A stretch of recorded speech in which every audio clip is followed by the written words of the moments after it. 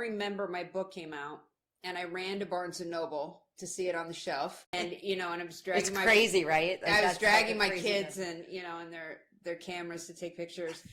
And we looked on the shelf and there were all the end caps at so mine was in the shelf, but the end caps, you always pay attention, like who do they put on the end cap? Because that means that the bookstore's excited about it, but also the publisher. They negotiate that space together. And it was a bunch of TikTok influencers. Oh my God. And some of them were 15, 16, they didn't write those books, 15, 16 years old, telling, their life story, for the last 15 years. And it was really interesting to me because that's when it really resonated that things had shifted to where it used to be books, right? Or you were in a major magazine publication, the Mad Men days, people got wined and dined who were literary. And then it was social media, and it was who are the Vine stars and some of the up and coming YouTube stars, and who's standing in front of the nicest Ferrari.